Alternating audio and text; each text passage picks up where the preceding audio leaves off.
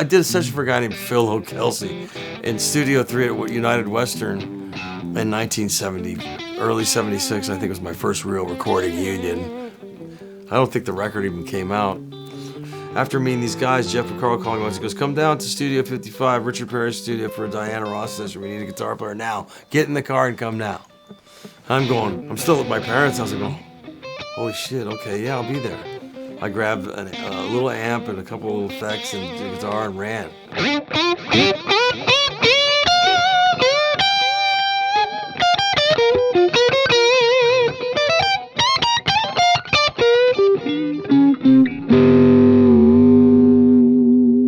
I had this lofty dream. Everybody said, oh, you got 1,000,000,001 chance of making it. And my answer to that was always, I'm going to be that guy.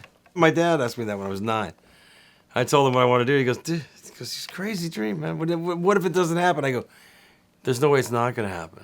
And he patted me on the head. And I had that kind of drive at 9 years old.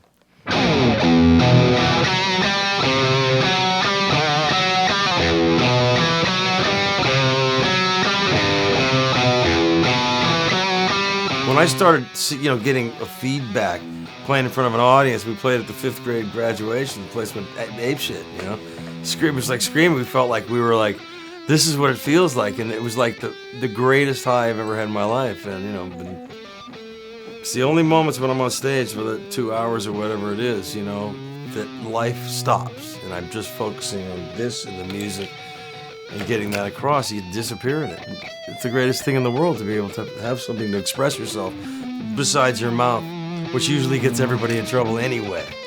Shut up and play the guitar. I believe Mr. Zappa said that best.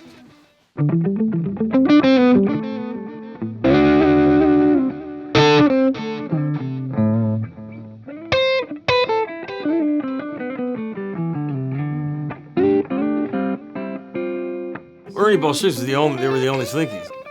I just remember the pink bag my whole life. I'd do odd jobs so I could afford a new set of strings, and there was a local music store called Valley Music, and I used to drive my bike there, my Schwinn Stingray, and throw down for a couple of picks and a new set of strings to put on my shitty, thrifty drugstore guitar,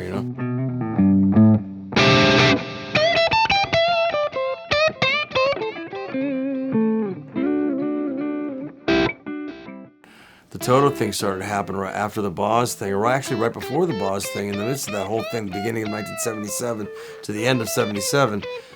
77 was the real breakout year for me, where the band got signed, the session things started happening, the Boz Skaggs gig happened.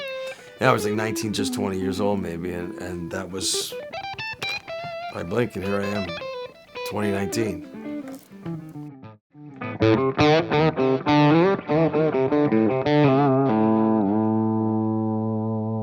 David Foster turned me on to Quincy Jones when I was like 23 years old. I'd been working a lot with David at that time. Quincy had just come off the Wall, and he was getting ready to start his album, The Dude. And I played all the guitars on that. And he took a shine to me. And he says, I'm doing Michael's next record. I want you on it. I said, oh, I'd be honored. And I was like thrilled.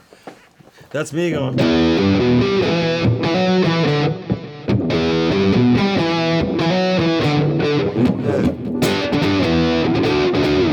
That's all me, man. I played bass on that, too. Nobody knows that. Eddie gets all the love.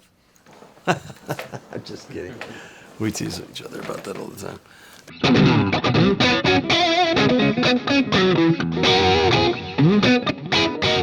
Every day I'm motivated.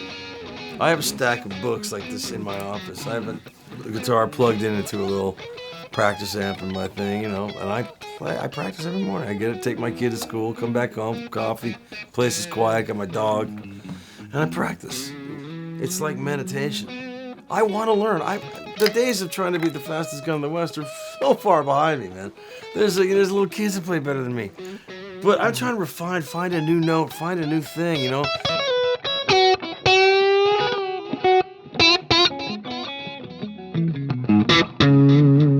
I really do love these things, man. I love being a guitar player. I mean, God, I've written musician on my tax return since 1975, and that was a lofty dream, and I managed to bullshit my way through it, so thanks to everybody else who helped me do that.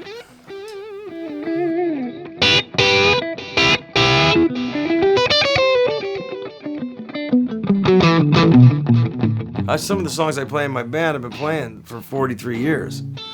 You know, so I've been around the block trying to do it weird every time. Then I'm back to, well, let's play like the record. And I'm going, well, that's okay, I did that. But you never stop is the point. There's never a point where you're a musician, you go, well, I've got it now. Let's see what's on TV. But, you know, because there's always something to inspire and want you to push. There's a drive that's inside of you that's, I can't put it into words, really. You just either can understand that or you can't. Most guitar players understand the compulsion that we have.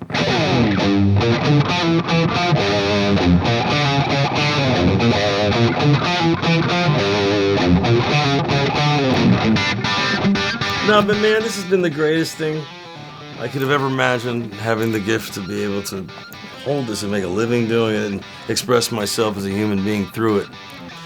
As much of a wise ass as I've been known to be, this thing shows a sensitive side, that I can just be angry, happy, humorous, and really sad.